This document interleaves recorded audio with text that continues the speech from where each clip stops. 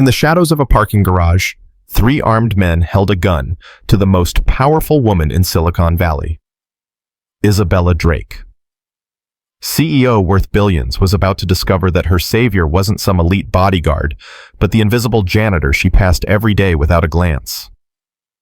Daniel Cross had spent years hiding his lethal past as Delta Force, raising his daughter alone, cleaning offices by night. But when evil threatened innocence, the warrior awakened. 1 man, 3 seconds, 6 lives forever changed. The fluorescent lights of Morrison Technologies buzzed with their familiar electric hum as Daniel Cross pushed his cleaning cart down the marble corridors of the 42nd floor. His worn sneakers made no sound against the polished stone, a habit from another life when silence meant survival. At 34, Daniel had perfected the art of invisibility. To the executives who occasionally worked late, he was nothing more than background noise, a shadow in gray coveralls who emptied their trash and wiped down their desks. He preferred it that way. "Daddy's working late again tonight, sweetheart," he whispered into his phone, ducking into an empty conference room.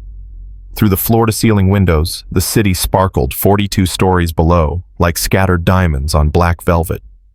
"I know, Daddy." Sophie's voice, sweet and understanding beyond her 7 years, made his chest tighten. "Mrs. Patterson helped me with my math homework. We made cookies." Daniel smiled, imagining flour in her dark curls just like her mother's. "Save me one, okay, the chocolate chip ones." "Always?" Sophie giggled. "Mrs. Patterson says you work too hard." If she only knew, Daniel thought. Mrs. Patterson, their elderly neighbor, saw a struggling single father working multiple jobs to make ends meet. She didn't know about the nightmares that still woke him in cold sweats, or the muscle memory that could kill a man in 6 different ways before conscious thought kicked in. She didn't know that some nights cleaning office buildings felt like penance for the lives he'd taken in places whose names were classified above her security clearance. "I love you, princess. Daddy will be home soon." "Love you too. Don't forget to eat something real, not just those protein bars." After Sophie hung up, Daniel stood in the darkened conference room for a moment, letting the familiar ache of missing her settle in his chest. 3 years since Maria's death. 3 years of rebuilding their lives from the ashes of his military career. 3 years of being just another single father in a city full of broken dreams. The elevator chimed in the distance, and Daniel quickly pocketed his phone. Isabella Drake's voice carried down the hallway, sharp, authoritative, tinged with the kind of exhaustion that came from carrying the weight of a billion-dollar empire. "I don't care what the Tokyo office says, Marcus. We launch the Prometheus project on schedule, or we don't launch at all." Daniel had seen her countless times over the past 8 months, usually in passing, as she worked impossibly late hours. Isabella Drake was exactly what you'd expect from a tech CEO who'd built Morrison Technologies from a Stanford dorm room into a global powerhouse before her 30th birthday. Ice blue eyes that seemed to calculate the worth of everything they looked at. Platinum blonde hair always pulled back in a severe chignon. Designer suits that probably cost more than Daniel made in 6 months. She'd never once looked at him directly. To her, he was invisible, just another cog in the vast machine that kept her world running smoothly. The irony wasn't lost on him. The woman who'd revolutionized how the world communicated had never spoken a single word to the man who cleaned her office 3 nights a week. "The board meeting is at 8 a.m. sharp, Isabella's voice continued as she approached the executive suite. "I want those quarterly projections on my desk by—" Her phone call cut off abruptly. In the sudden silence, Daniel's old instincts kicked in. Something was wrong. The quality of silence that followed wasn't the natural pause of a finished conversation. It was the sharp, terrible quiet that preceded violence. Moving with the fluid grace that 8 years of Delta Force training had burned into his bones, Daniel abandoned his cleaning cart and moved toward the executive wing. His footsteps made no sound on the marble floor. Through the gap beneath Isabella's office door, he could see the shadows of multiple figures more than should be there at 11:30 p.m. "Cooperate and nobody gets hurt," a gravelly voice was saying. "We just need access to your development servers." "I've already told you," Isabella's voice steady despite the circumstances. "The Prometheus files are encrypted with quantum-level security. Even if I wanted to help you, I couldn't access them remotely." Daniel pressed himself against the wall beside her office door, his mind automatically cataloging tactical information. At least 3 hostiles based on the voices, 1 female civilian. No sounds of a struggle, which meant they were controlling her through intimidation rather than physical restraint yet. His phone was in his pocket. He could call 911, wait for police response. Standard civilian protocol. But police response time to the 42nd floor would be at least 8 minutes, and in his experience, hostage situations deteriorated rapidly when the hostiles realized their demands couldn't be met. "This isn't your fight," the rational part of his mind whispered. "You're a janitor now. You have Sophie to think about." "Lady, you're starting to piss me off," the gravelly voice continued. "Tommy, show her we're serious." The sound of a safety being disengaged was like a gunshot in Daniel's memory. Suddenly, he was back in Kandahar listening to intel about a kidnapped aid worker. The mission briefing had been simple: extract the civilian, eliminate the hostile's ghost out before dawn. He'd been good at it, too good. That's why they'd given him the hardest assignments, the ones where failure meant innocent people died. But that was before he told himself. Before Maria. Before Sophie. Before you promised to be just a father, just a man, trying to build a normal life. "Please." Isabella's voice remained controlled, but Daniel detected the hairline crack of fear beneath her composure. "I'm telling you the truth. The quantum encryption isn't something I can simply override. It would take..." The sharp crack of a slap echoed through the door. Something cold and familiar awakened in Daniel's chest. The same feeling he'd had watching Taliban fighters execute civilians in mountain villages. The same rage that had made him one of the most effective operators in special forces and the most dangerous. "Sophie needs you alive," Reason argued. "This woman means nothing to you." But that wasn't entirely true. Was it? For 8 months, he'd watched Isabella Drake work 16-hour days building something that employed thousands of people. He'd seen her alone in her office at midnight, shoulders squared against the weight of impossible decisions. He'd watched her pace the executive conference room during late-night calls, gesticulating at problems only she could see. She wasn't just another wealthy executive to him. She was someone who worked as hard as he did in her own way. Someone who carried burdens that bent her spine but never broke her spirit. Someone who was about to die because she couldn't give them what they wanted. "Look, bitch," the gravelly voice snarled. "You've got exactly 30 seconds to start cooperating, or Tommy's going to put a bullet in your pretty little head and we'll take our chances with your IT department." Daniel closed his eyes for a moment, hearing Sophie's voice. "Don't forget to eat something real." "I'm sorry, princess," he thought. "Daddy's about to do something that might take him away from you. But I can't let her die." Moving with the silent precision that had earned him the nickname Ghost in the teams, Daniel tested the door handle. Unlocked their mistake. Through the crack, he could see into Isabella's office. 3 men, as he'd estimated. 2 holding handguns, 1 with what looked like an iPad, probably trying to crack her computer systems. Isabella sat behind her massive glass desk, hands flat on the surface, her face a mask of controlled terror. A red handprint was already forming on her left cheek where one of them had struck her. The tactical situation was straightforward. 3 armed hostiles in a contained space. 1 civilian in the potential line of fire, minimal cover, no backup. In other words, exactly the kind of odds Daniel had faced dozens of times in places like Fallujah and Mosul. The difference was that this time failure meant leaving Sophie an orphan. But success means saving a life, he reminded himself. And maybe proving that all those years of training can serve something good for once. "Time's up, sweetheart." The leader, a stocky man with a shaved head and elaborate neck tattoos, raised his pistol toward Isabella's face. Daniel moved. The office door opened so silently that none of the 3 men heard it. Daniel had crossed half the distance to the nearest hostile before the man's peripheral vision caught the movement. By then, it was far too late. Daniel's first strike crushed the gunman's larynx, cutting off any chance of a warning shout. His second seized the man's wrist, redirecting the pistol's aim toward the ceiling as his fingers involuntarily clenched the trigger. The gunshot was deafening in the enclosed space, but Daniel was already moving. The second gunman spun toward the commotion, bringing his weapon around in a smooth arc that spoke of professional training. Daniel recognized the stance: military or private security, someone who knew how to handle a weapon under stress. It didn't matter. Daniel's shoulder caught the man's center mass, driving him backward into Isabella's bookshelf. Leather-bound volumes of corporate law and business theory cascaded around them as they hit the wall. The gunman tried to bring his pistol to bear, but Daniel's hand was already there, controlling the weapon's direction with the kind of leverage that snapped wrist bones. The man screamed a high, shocked sound as his finger was forced away from the trigger guard. The gun clattered to the marble floor. Behind the desk, Daniel barked at Isabella, not taking his eyes off the third man. "Stay down!" The leader with the neck tattoos was backing toward the window, his pistol tracking Daniel's movement. This one was smarter, maintaining distance, using Isabella's massive office space to his advantage.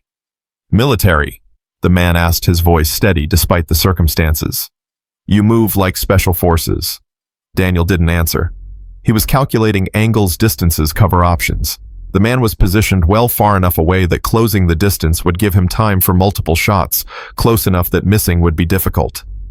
"Look, soldier boy," the tattooed man continued, "this isn't your fight. Walk away and nobody else gets hurt." "Counter-offer," Daniel replied, his voice carrying the flat, emotionless tone that had once made Taliban commanders surrender rather than face him in combat. "Put the gun down and you might live long enough to see a trial." The man laughed, a harsh sound. "You think you're some kind of hero? You're a fucking janitor. I looked you up while we were waiting for the princess here. Daniel Cross, age 34, widowed, 1 kid. You really want to make her an orphan over some rich bitch's quarterly profits?" The mention of Sophie hit Daniel like a physical blow, but he forced himself to remain focused. This was psychological warfare, an attempt to destabilize his decision-making.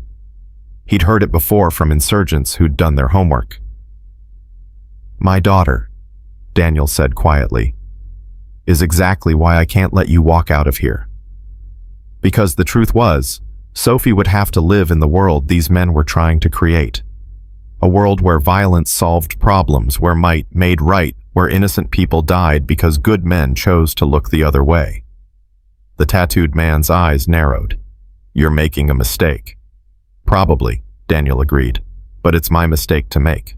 The confrontation that followed lasted less than 3 seconds, but to Daniel it unfolded with the crystalline clarity of life-or-death combat. The gunman's finger tightened on the trigger as he brought the pistol up in a smooth, professional motion. Daniel was already moving, diving left toward Isabella's desk as the first shot shattered the window behind where his head had been. The second shot sparked off the marble floor as Daniel rolled behind the solid mass of the desk. Isabella was pressed against the far side, her eyes wide with shock, but Daniel noted with professional appreciation, no panic. She was scared but thinking, watching, learning. "Isabella," he said quietly, "when I move, you run for the door. Don't look back." "But you—" "We'll be fine," Daniel lied smoothly. "This is what I do." He corrected himself silently. "What I used to do." The third shot punched through the desk's wooden facing, sending splinters spraying across the floor. The gunman was advancing, using suppressing fire to control their movement, textbook tactical doctrine. Daniel counted the shots. 3 rounds fired, unknown capacity remaining. Most standard pistols held between 10 and 15 rounds, but he couldn't count on the magazine being full at the start. "I know you're back there, soldier boy," the tattooed man called, "and I know you're thinking about making some kind of heroic play. But here's the thing, I've got 12 more rounds and all the time in the world. How long do you think that desk is going to protect you?" Actually, Daniel thought the desk would protect them for exactly as long as it took him to reach the emergency fire axe mounted on the wall near Isabella's private elevator. The axe was 15 feet away across open ground, but it would give him the reach advantage he needed to close the distance safely. "Isabella," he whispered, "do you trust me?" She looked at him for a long moment, taking in his calm demeanor, the professional way he assessed their tactical situation, the absolute confidence in his voice, despite the circumstances. "Yes," she said simply. "Then when I say go, you run for the door. Don't stop. Don't look back. Get to the stairwell and call 911. "What about you?" Daniel smiled the same smile he'd given Sophie before every dangerous mission, the one that promised he'd always come home. "I'll be right behind you." Another lie. Daniel had no intention of running. The gunman had made this personal the moment he'd mentioned Sophie, and men who threatened children even indirectly didn't get to walk away. But Isabella doesn't need to know that. "On three," Daniel said, shifting into a sprinter's crouch. "One." The fire axe gleamed on the wall, its red-painted handle catching the light from the city beyond the shattered window. "Two." In his mind, Daniel was already moving, already feeling the axe's weight in his hands, already calculating the exact angle and force needed to end this cleanly. "Three." Daniel exploded from behind the desk like a launched missile, his powerful legs driving him across the open space in a diagonal sprint that would take him to the wall-mounted axe. The gunman tracked his movement, adjusting his aim, finger tightening on the trigger, and Isabella Drake, CEO of Morrison Technologies, woman who'd never thrown a punch in her life, grabbed the heavy crystal paperweight from her desk and hurled it with perfect accuracy into the gunman's face. The paperweight, a commemorative piece from her company's IPO, struck the tattooed man directly between the eyes with a wet, meaty sound. His shot went wide, punching through the ceiling tiles as he staggered backward, blood streaming from his broken nose. Daniel reached the fire axe, yanked it from its mounting, and spun in one fluid motion. The gunman was raising his pistol again, shaking his head to clear his vision when 3.5 feet of steel and hickory caught him across the temple. The impact was final. In the sudden silence that followed, Daniel stood over the fallen gunman, breathing hard, the fire axe still gripped in his hands. Around them, Isabella's office looked like a war zone, shattered glass bullet holes, overturned furniture, and 3 unconscious men scattered across the marble floor. "Is it over?" Isabella asked quietly. She was still crouched behind her desk, her perfectly styled hair disheveled, her designer suit wrinkled but her eyes bright with adrenaline. Daniel nodded, setting the fire axe aside. "It's over." "How? How did you do that? Move like that? Fight like that?" For a moment, Daniel considered lying. Sticking to his cover story, maintaining the fiction that he was just a janitor who'd gotten lucky. But as he looked at Isabella, really looked at her, he saw something in her eyes that stopped him. Not just curiosity, but recognition. The look of someone who understood what it meant to carry secrets, to be more than what people assumed. "I used to be in the military," he said simply. "Special forces." "Used to be." Daniel glanced at the 3 unconscious men, then back at Isabella. "I thought I was done with that life. I have a daughter. I wanted to be normal for her. But you couldn't let them hurt me." It wasn't a question, and Daniel found himself studying Isabella's face with new interest. Up close, without the barrier of her executive persona, she was different. Softer somehow, but not weak. Like glimpsing bedrock beneath a polished facade. "No," he said. "I couldn't." Sirens were wailing in the distance now. Someone must have heard the gunshots and called police. Soon this place would be crawling with cops and paramedics and federal agents because kidnapping a tech CEO was the kind of crime that brought out every acronym in law enforcement. "Isabella," Daniel said, "when they question you, I'll tell them the truth," she interrupted, "that my janitor saved my life." "I'm not your janitor," Daniel found himself saying.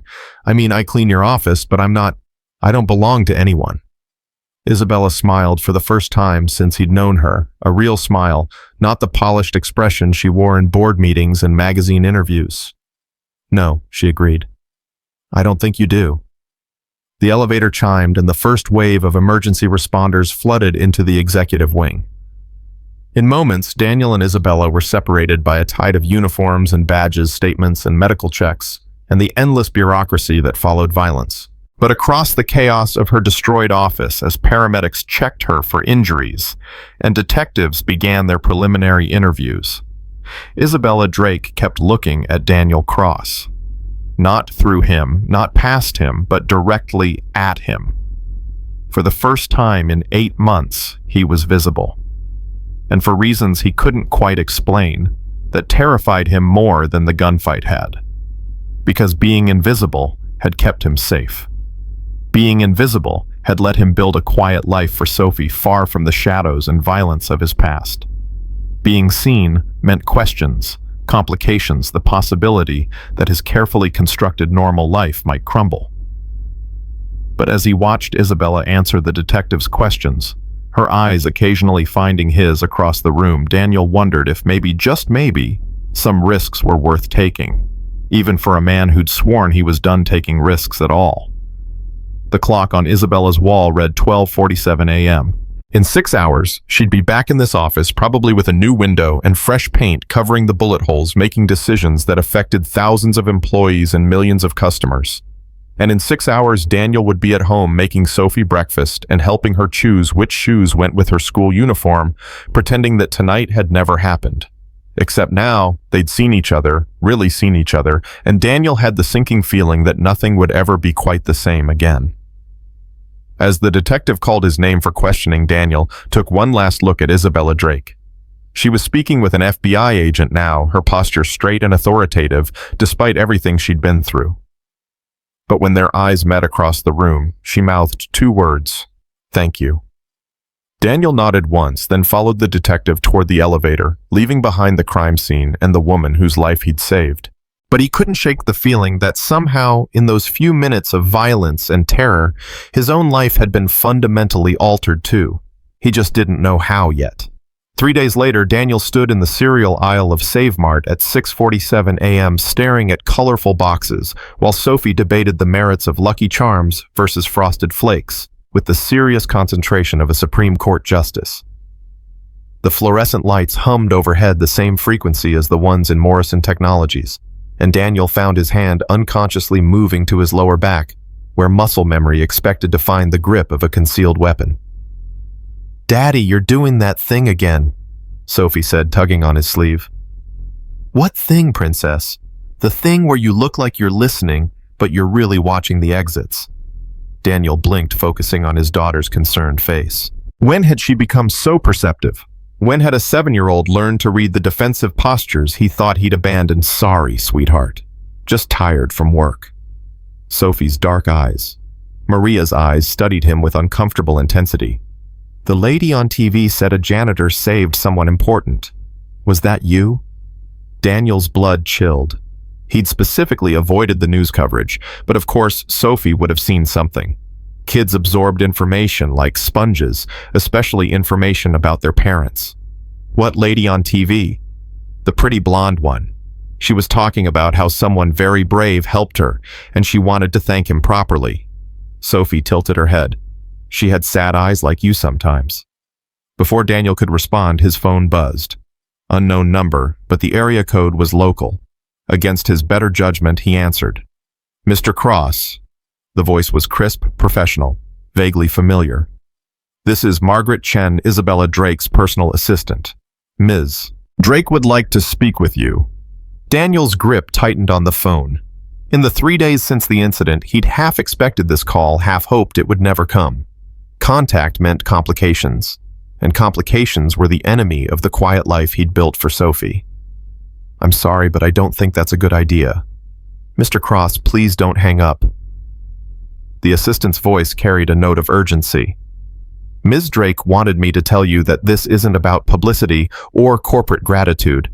She has information about the men who attacked her, information that concerns your daughter's safety." The cereal box slipped from Daniel's suddenly nerveless fingers, Lucky Charms scattering across the linoleum floor in a rainbow cascade. "What did you say?" "The FBI investigation has revealed some disturbing connections. Ms. Drake feels you have a right to know what they've discovered. Could you meet her today? Privately?" Daniel looked down at Sophie, who was now gathering scattered marshmallow pieces with the patient efficiency of a child accustomed to cleaning up her father's messes. The thought of danger touching her world, their carefully constructed, safe, normal world, made his chest tighten with familiar panic. "Where?" he asked. An hour later, Daniel stood outside Cafe Luna, a small coffee shop in the Marina district that catered to young professionals and yoga instructors. It was the kind of place where a tech CEO could blend in with the lunch crowd and where a former special forces operator could watch all the entrances while appearing to read the newspaper. Isabella arrived precisely on time, but she looked nothing like the woman he'd saved 3 nights ago. Gone was the severe business suit, replaced by dark jeans and a soft gray sweater that made her platinum hair look almost silver in the morning light. Without her corporate armor, she seemed smaller, more vulnerable, but also more real. "Mr. Cross," she said, approaching his corner table with 2 coffee cups in hand. "Thank you for coming." "It's Daniel," he said, standing automatically as she sat down. Old habits died hard, and Maria had drilled proper manners into him during their brief marriage. "And thank you for the coffee." Isabella studied his face with the same intensity she'd shown during their first meeting, but now her expression held something else, a careful assessment, like a chess player evaluating a new opponent. "You have questions," she said. It wasn't a question. "Several. Starting with how you found me and ending with what threat you think my daughter is facing." Isabella sipped her coffee black, no sugar, Daniel noted before answering. "Finding you was simple. The building's security system logged your keycard access at the time of the incident. Margaret ran a background check."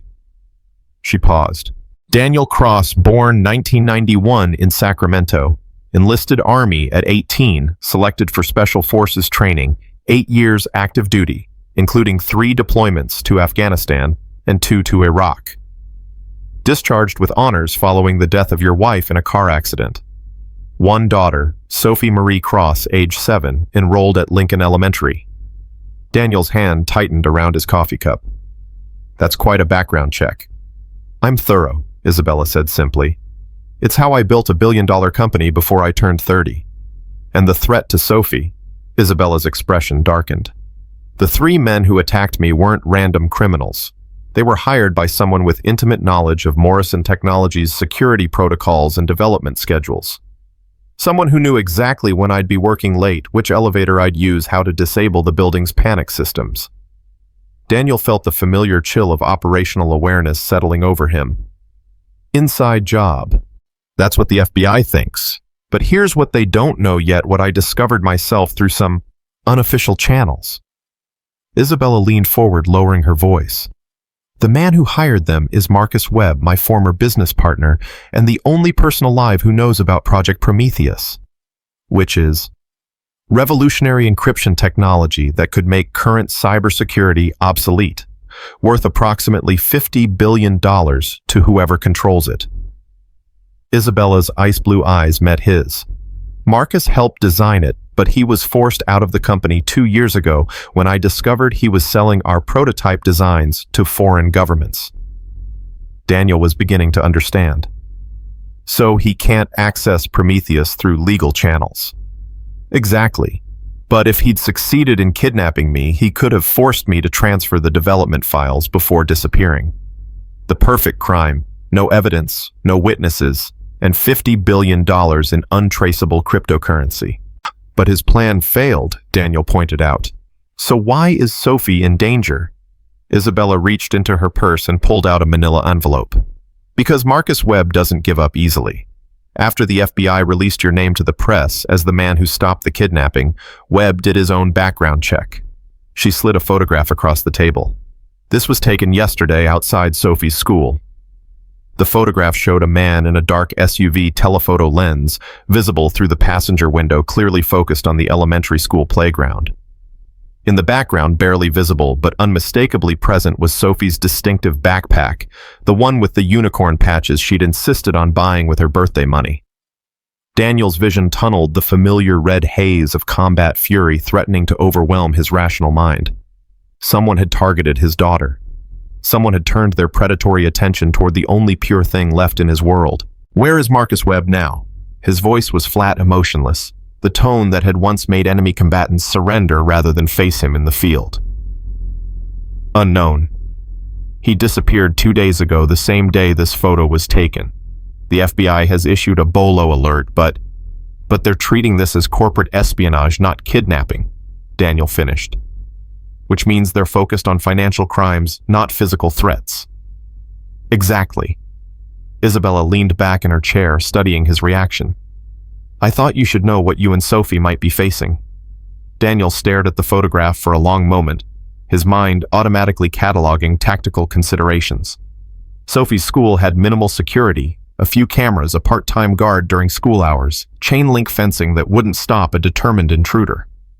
Their apartment building was slightly better protected, but still vulnerable to someone with Webb's resources.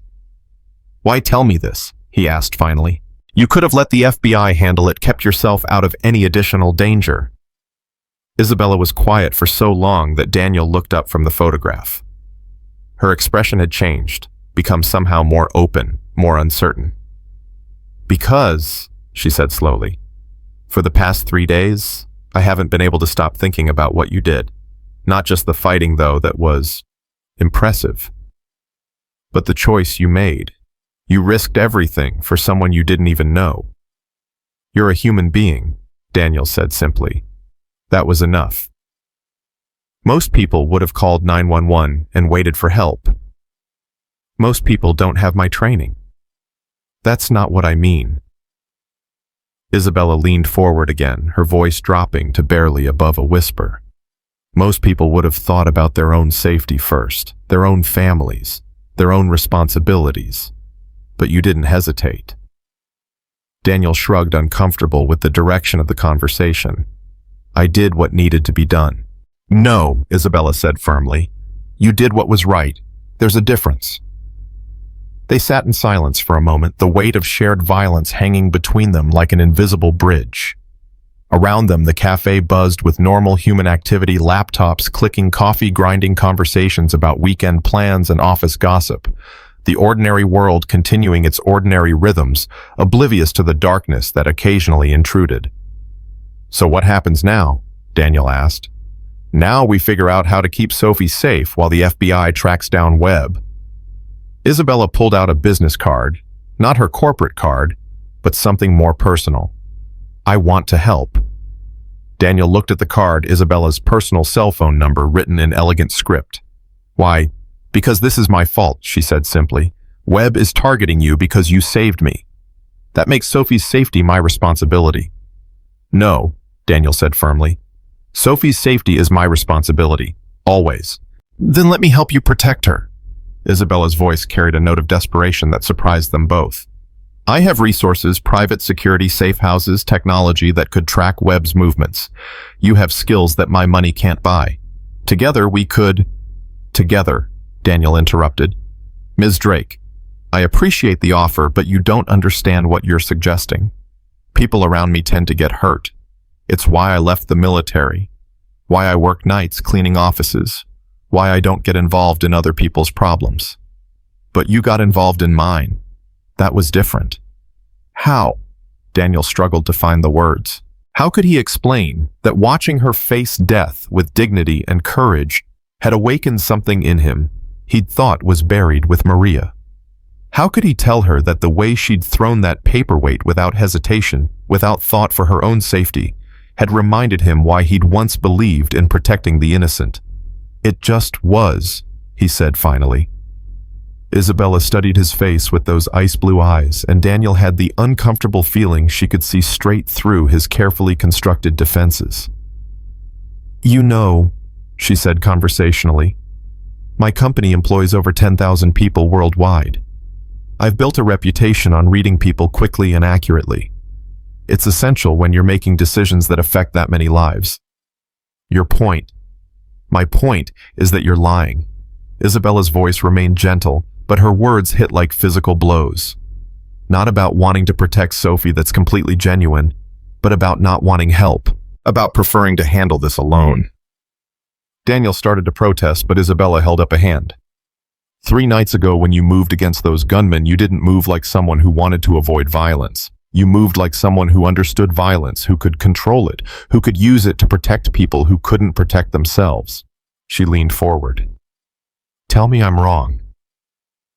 Daniel was quiet for a long moment, remembering the feel of the fire axe in his hands, the familiar clarity that came with life or death decision-making, the sense of purpose he'd felt for the first time in 3 years when his skills were used to save rather than destroy.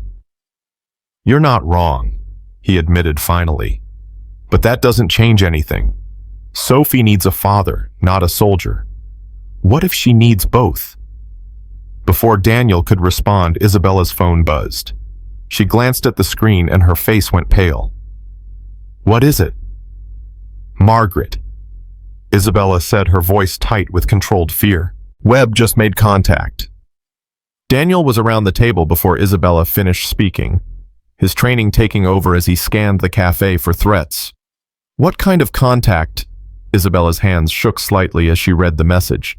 "He sent a video to my personal email. Margaret's watching it now." Her phone rang and she answered immediately. Margaret put it on speaker. "Ms. Drake," Margaret's voice was professionally calm, but Daniel could hear the underlying tension. The video shows recent footage of Sophie Cross at school in the playground in her classroom. The audio is Webb's voice, and he says he wants to meet with you and Mr. Cross tonight. Daniel's blood turned to ice. "Where?" "Pier 39, the old carousel building, midnight. He says to come alone, but..."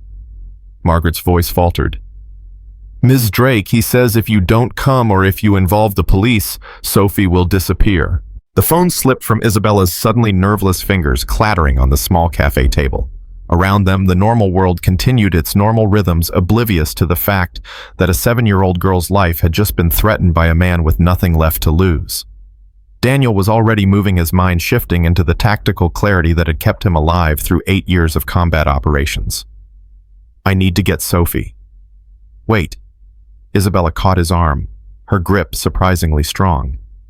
"We need to think about this logically. If we panic, if we make the wrong move..."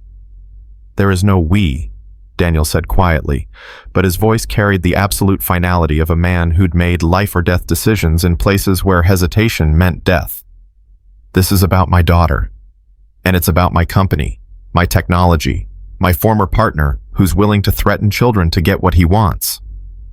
Isabella stood as well, matching his intensity with her own. "You can't handle this alone. Watch me." Daniel turned to leave, but Isabella's voice stopped him cold. "He has inside information about Sophie's schedule, her school, her routines. How do you think he got that?" Daniel turned back slowly. "What are you saying?" "I'm saying Webb has been planning this for longer than 3 days. The attack on me wasn't his first move, it was his backup plan." Isabella's voice was steady now, her CEO persona reasserting itself in crisis mode. "Think about it. He knew exactly when Sophie would be vulnerable, exactly how to get close enough for surveillance photos. That level of preparation takes weeks, maybe months." The implications hit Daniel like a physical blow. He's been watching her. Watching, learning, preparing. Which means he knows things about your security measures, your daily routines, possibly even your backup plans. Isabella stepped closer, her voice dropping to an urgent whisper. "You said it yourself, this isn't random. It's personal. And personal threats require more than just tactical skills." "What do you suggest?" "I suggest we give him exactly what he wants," Isabella said, her ice-blue eyes hardening with determination. "A meeting at Pier 39, but not the meeting he's expecting." Daniel studied her face. Seeing something there he recognized from his own mirror during the dark months after Maria's death, the look of someone who'd been pushed too far, who'd discovered that even civilized people had limits. "You're talking about a trap." "I'm talking about justice," Isabella corrected. "Webb threatened a child to get to me. That's not business, that's evil. And evil doesn't get to win." Against his better judgment, Daniel found himself nodding. The rational part of his mind screamed warnings about involving civilians in combat operations, about the unpredictability of people with no tactical training. But the father in him, the part that would burn down the world to keep Sophie safe, recognized a valuable ally. "If we do this," he said slowly, "we do it my way. No improvisation, no heroics, no deviations from the plan." "Agreed. And if something goes wrong, if the situation deteriorates, you follow my orders without question." "Understood." Daniel looked at Isabella Drake, tech CEO, billionaire woman who'd built an empire with her intellect and determination, and saw something that surprised him. Not just courage, but a kind of quiet steel that reminded him of the best soldiers he'd served with. People who understood that some things were worth fighting for regardless of the personal cost. "All right," he said finally. Let's go get my daughter." As they left the cafe together, Daniel's phone buzzed with a text message from an unknown number. The preview was visible on his lock screen. A photo of Sophie sitting in her classroom, completely unaware that someone was watching her through the window. The message below the photo was simple: "Midnight. Come alone, or she disappears forever." Daniel showed the message to Isabella, who read it with the same expression she probably wore during hostile corporate takeovers: calm, calculating, absolutely determined to win. "He made a mistake," she said quietly. "How do you figure?" Isabella smiled, and for the first time since he'd met her, Daniel saw the predator beneath the polished executive exterior, the shark who'd built a billion-dollar empire by outthinking, outworking, and when necessary, destroying her competition. "He threatened the wrong child," she said simply. "Sophie isn't just your daughter anymore, Daniel. She's under my protection now, and I don't lose what I protect."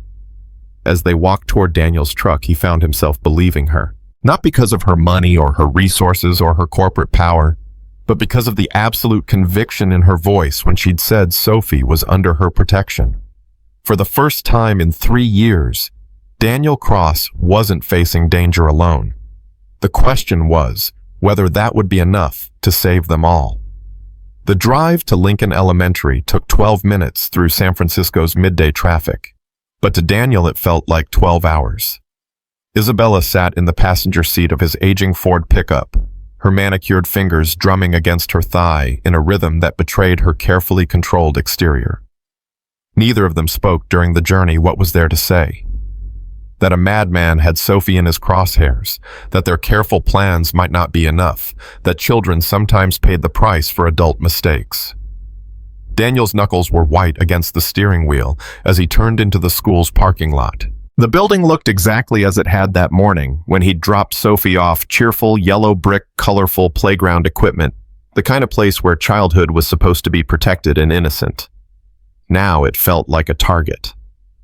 "There," Isabella said quietly, pointing toward the main entrance. "Margaret's car." Margaret Chen stood beside a sleek black sedan, her usually immaculate appearance slightly disheveled. When she saw them approaching, her professional composure cracked just enough to reveal genuine worry. "Any additional contact?" Isabella asked without preamble. "No, but there's something else." Margaret handed Isabella a tablet. "I ran the surveillance footage from your building's parking garage through facial recognition software. The man watching from the SUV yesterday. He's not Marcus Webb." Daniel studied the screen, memorizing the features of a lean man with close-cropped hair and the kind of alert posture that screamed military or law enforcement. "Professional surveillance. Webb hired muscle." "Which means he's not working alone," Isabella concluded. "And if he has a team, then Sophie's already in more danger than we thought." Daniel was moving toward the school entrance before he finished speaking.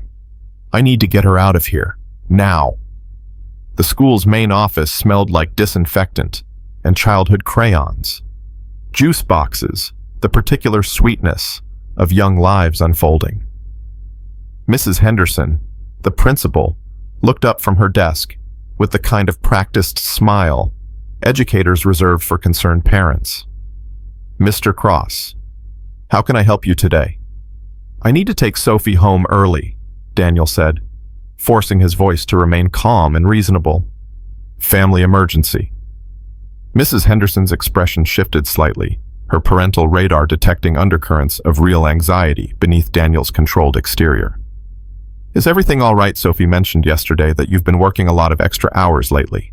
Before Daniel could answer, Isabella stepped forward with the kind of authoritative presence that commanded boardrooms and bent corporate will to her own. "Mrs. Henderson, I'm Isabella Drake. Perhaps you've seen the news coverage about the recent incident at Morrison Technologies." Recognition dawned in the principal's eyes. "The kidnapping attempt. You're the CEO who was saved by Mr. Cross, yes." Isabella's voice carried just enough gravity to convey the seriousness of the situation without causing panic. "We have reason to believe that the men responsible may attempt to target Sophie as retaliation. For her safety, we need to remove her from the school immediately."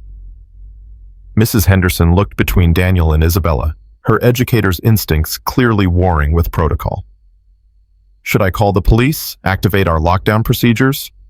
No, Daniel said quickly. That would only escalate the situation. Right now, Sophie doesn't know she's in danger, and I'd like to keep it that way. Can you please just have her brought to the office? 5 minutes later, Sophie Cross skipped into the principal's office with the unconscious grace of a child who'd never had reason to fear the world. Her dark curls bounced as she moved, and her unicorn backpack swayed with each step. When she saw Daniel, her face lit up with pure joy. Daddy, are we going on an adventure? Daniel's heart clenched at her innocent excitement.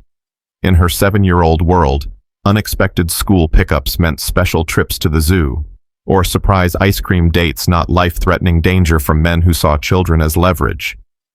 Something like that princess. He knelt to her level, automatically scanning the hallway behind her for any sign of surveillance or threat. I want you to meet someone first. Sophie, this is Isabella. Sophie studied Isabella with the frank curiosity of childhood, taking in her expensive clothes and perfectly styled hair. Are you the pretty lady from TV? The one with the sad eyes? Isabella blinked clearly, not expecting such direct observation from a 7-year-old. Yes, I suppose I am. Daddy says you're very smart and built something important.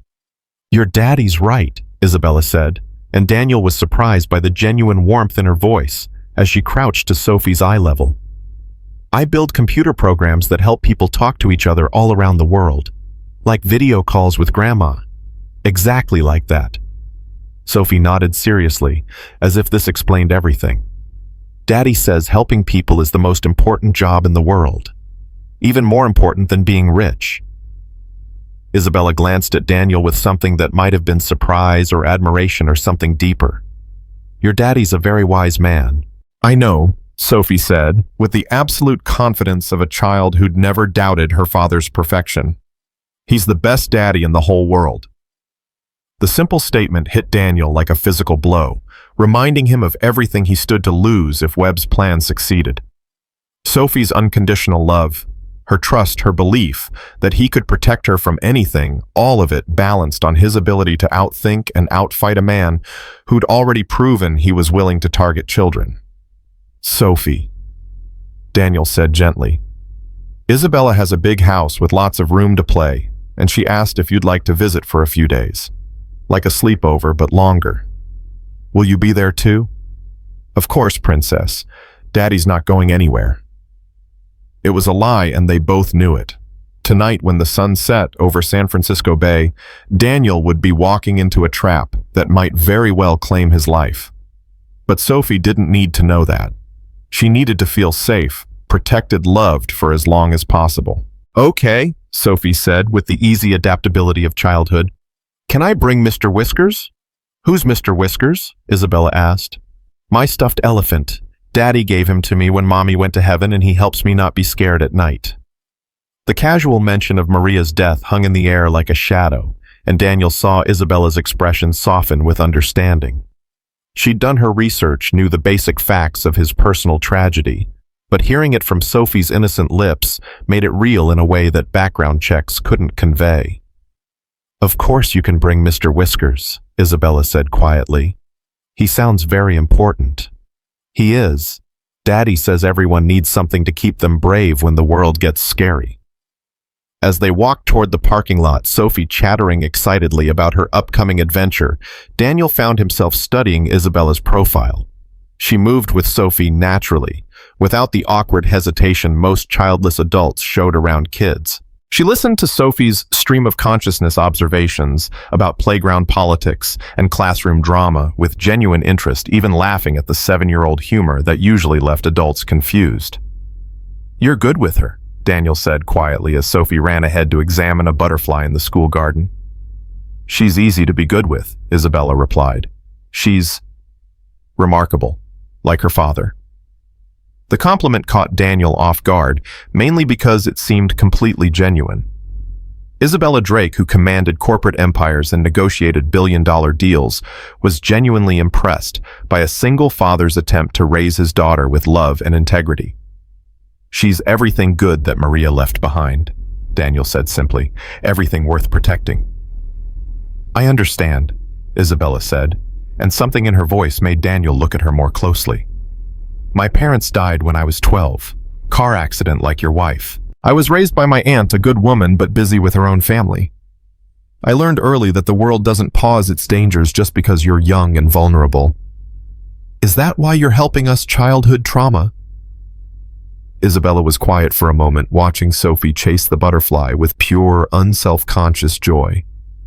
Maybe partly, but mostly it's because watching you fight for her reminds me why I started building Morrison Technologies in the first place. To get rich. To prove that intelligence and determination could overcome any obstacle, Isabella corrected. To show that even someone with no family, no connections, no inherited advantages could build something meaningful. Something that mattered. Daniel studied her profile, seeing past the polished exterior to something more vulnerable underneath. And now I'm worth $3 billion and I eat dinner alone every night in a house with 12 rooms. Isabella's smile was self-deprecating, tinged with a loneliness that money couldn't fill. Turns out success isn't the same thing as meaning. Before Daniel could respond, Sophie came running back with cupped hands and glowing excitement. Daddy, look what I found. She opened her small palms to reveal a perfect monarch butterfly, its orange and black wings moving slowly as it recovered from her gentle capture. She's beautiful, princess, but butterflies need to be free to find their families. Sophie nodded seriously and lifted her hands toward the sky. The butterfly paused for a moment on her fingertips as if sensing her good intentions, then took flight in a graceful spiral that carried it up and away toward whatever destination called to creatures born to fly.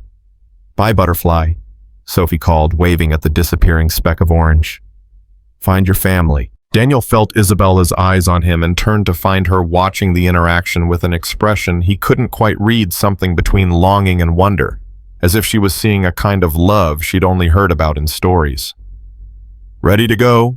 He asked, his voice rougher than he'd intended. Isabella nodded, but as they walked toward the cars, she caught his arm. Daniel, about tonight. We stick to the plan, he said firmly. You stay with Sophie at your house, keep her safe and distracted. I handle Webb. That's not what we agreed. It's what's happening. Daniel's voice carried the flat authority of a man accustomed to making life or death decisions. Sophie needs at least one of us to survive this. And between the two of us, you're the better choice for long-term stability. You're wrong, Isabella said quietly but with absolute conviction.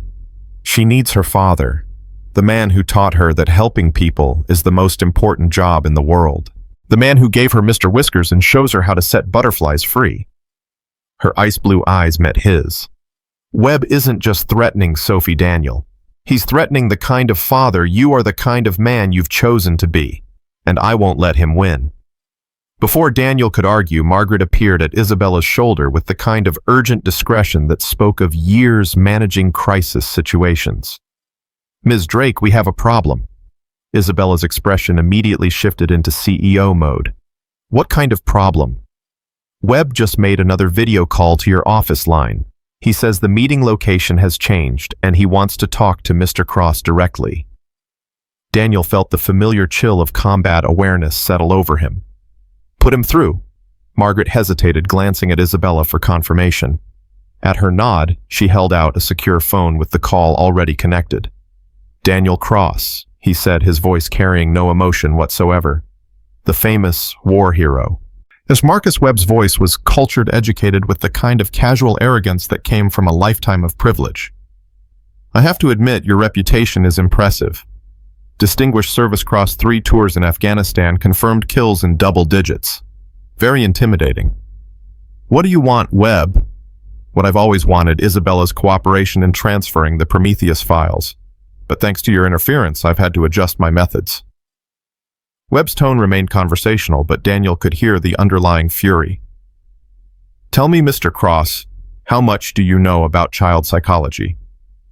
Daniel's grip tightened on the phone, but his voice remained steady. Enough. Then you understand that trauma experienced during childhood can have lifelong consequences. Nightmares. anxiety disorders, difficulty forming attachments, inability to trust, all very sad, really. Webb paused for effect.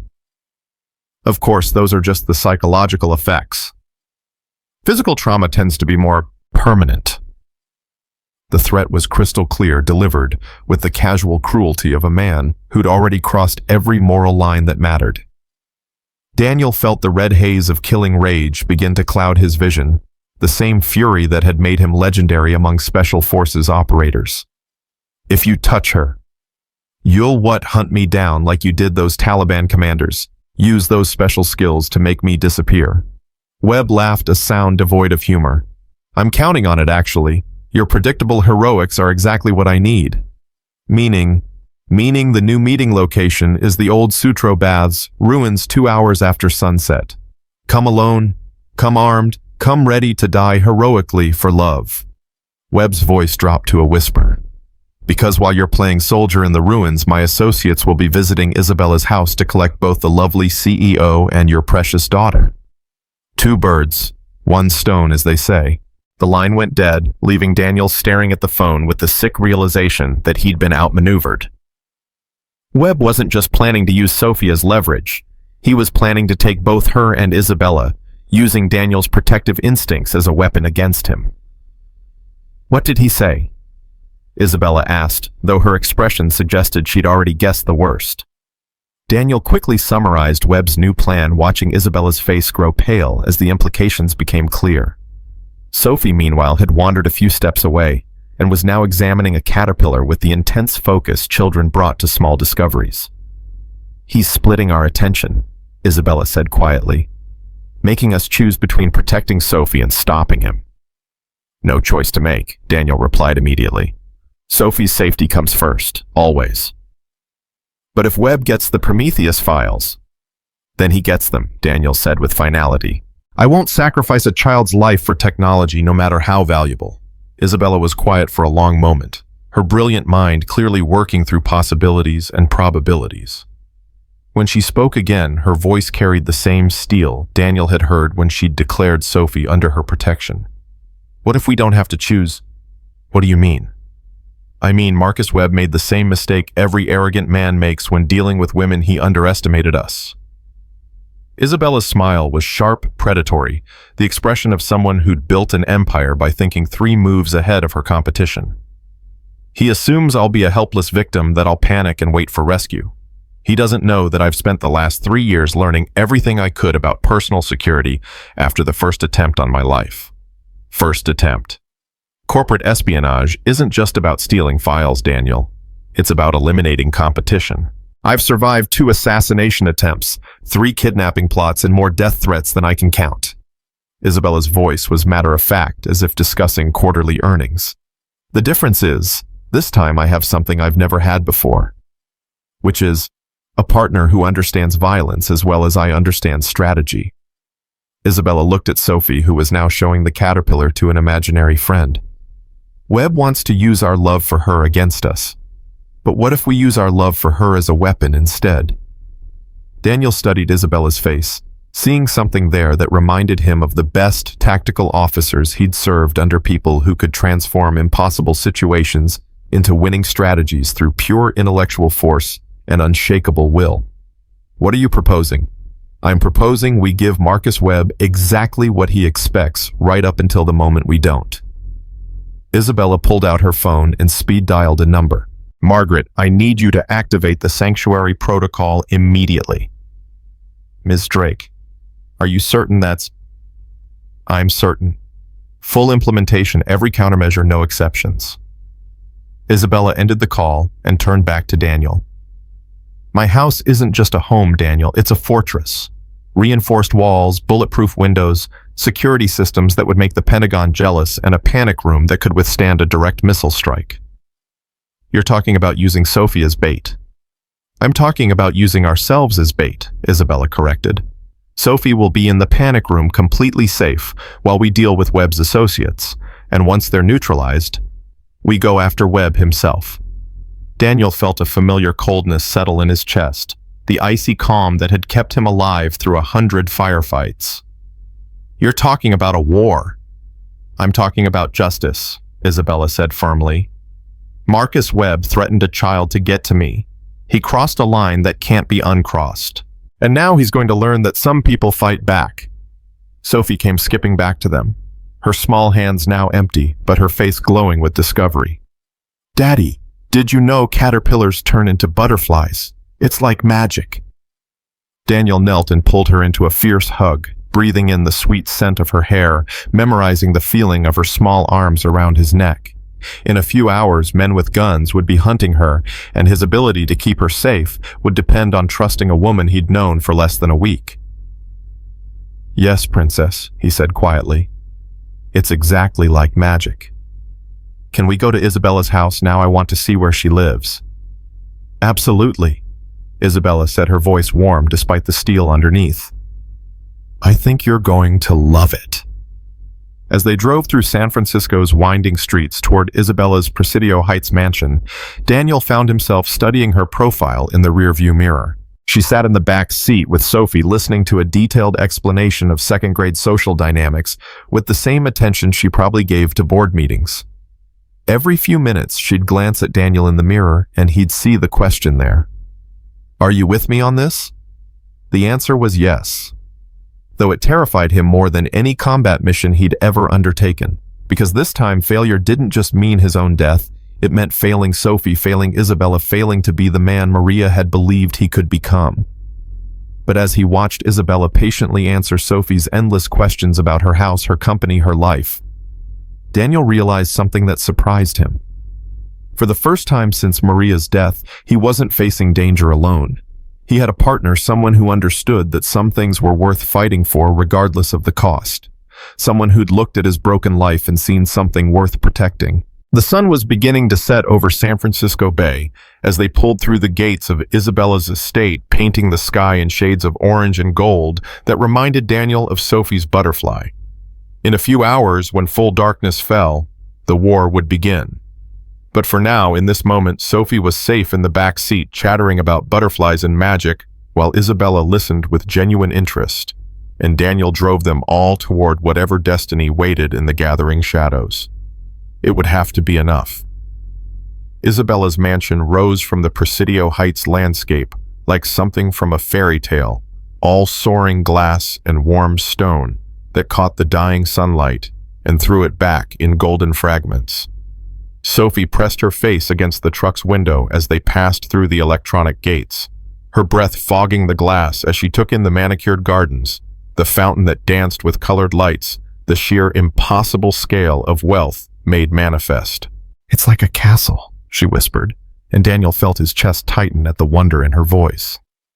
This was the world Isabella inhabited, rarefied, protected, beautiful in ways that money could construct, but love couldn't buy.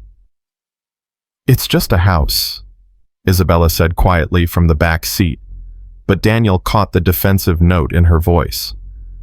A very big, very empty house. The circular driveway was already filled with unmarked vehicles when they arrived, sleek black SUVs with tinted windows and the kind of aggressive styling that screamed private security. Men and women in tactical gear moved with professional efficiency around the property's perimeter, setting up equipment that looked more suited to a military operation than home protection. Jesus, Daniel breathed, taking in the scope of Isabella's preparations. How many people do you have on payroll? Enough, Isabella replied. But her attention was focused on Sophie, who was watching the armed figures with the fascinated curiosity of a child who'd never seen real violence up close. Sophie, sweetie, these are my security friends. They're here to make sure we have a fun, safe sleepover. Are they soldiers like Daddy used to be? Something like that, Daniel said, helping her out of the truck, while automatically cataloging tactical positions and fields of fire. The security team was professional. He could see that in their movement patterns, their equipment choices, their disciplined silence. But they were also corporate muscle trained for protection rather than elimination. Against men like Webb's associates, that might not be enough. Margaret Chen appeared at the mansion's front entrance, her usual composure strained, but intact. Behind her stood a man Daniel recognized from his briefing materials, James Morrison. Isabella's head of security and a former Navy SEAL, whose reputation in the private sector was legendary.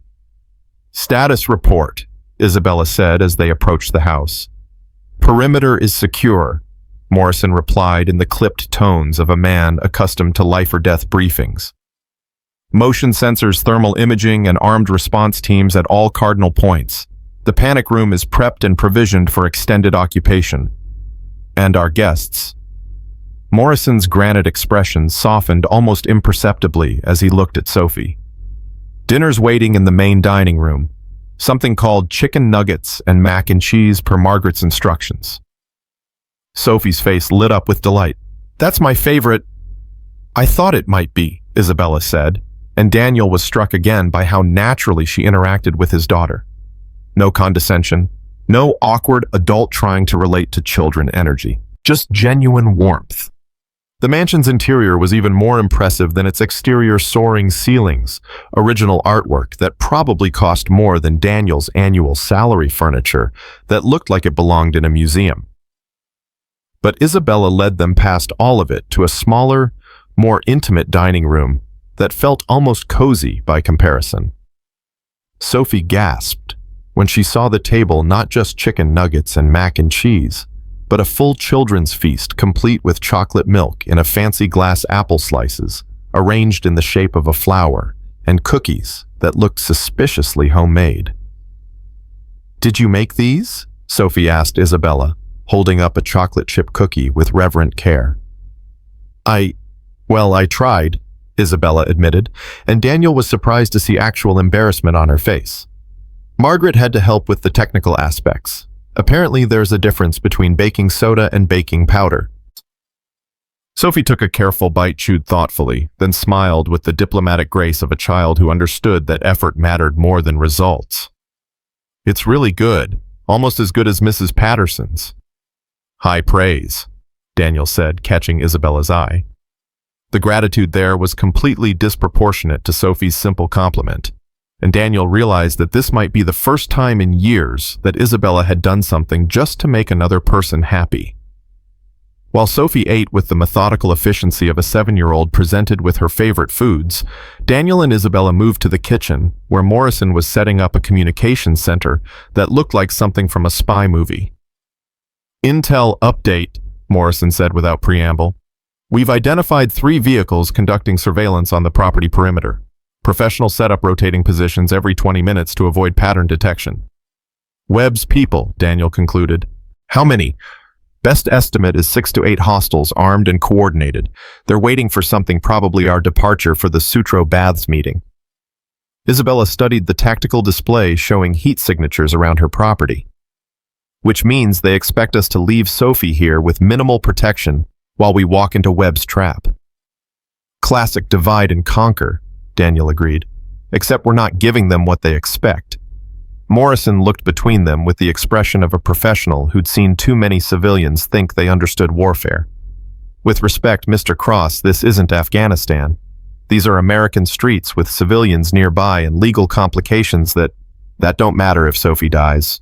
Daniel interrupted, his voice carrying the flat authority of a man who'd made harder choices in darker places. "Webb's people aren't going to be worried about collateral damage or legal consequences. They're here to take a 7-year-old girl hostage, which means the rules of engagement are simple. Anyone who threatens her doesn't leave this property alive." Isabella moved to stand beside Daniel, her shoulder brushing his in a gesture of solidarity that felt more intimate than any words could have conveyed. "James, I need you to understand something. This isn't a corporate security situation anymore. This is personal." Morrison's expression remained carefully neutral, but Daniel caught the slight nod that indicated professional acceptance. "Rules of engagement understood, ma'am. What's the tactical plan?" Isabella pulled up building schematics on one of the monitors. "Sophie goes into the panic room the moment we detect hostile approach.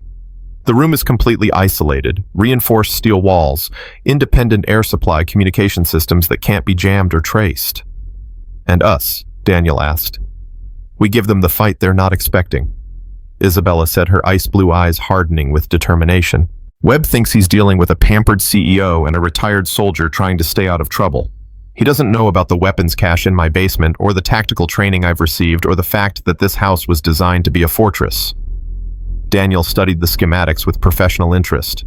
Isabella hadn't been exaggerating. Her mansion was built like a military installation disguised as a luxury home. Reinforced walls, bulletproof windows, overlapping fields of fire, and enough defensive advantages to make any assault extremely costly. "What about after?" he asked. "If we stop Webb's people here, he'll know his plan failed. He might run, disappear, try again when we're not expecting it." "He won't run," Isabella said with absolute certainty. "Marcus Webb is a narcissist who spent 2 years nursing his wounded pride over being forced out of my company. This isn't just about money for him. It's about proving he's smarter than me, better than me. He won't disappear until he's demonstrated his superiority. Which means while his people are attacking this house, he'll be at the Sutro Baths waiting for you to show up for the meeting. Alone, arrogant, completely convinced that his plan is working perfectly." Isabella's smile was sharp enough to cut glass. "And that's when we take him." From the dining room came the sound of Sophie's laughter, bright and innocent and completely trusting.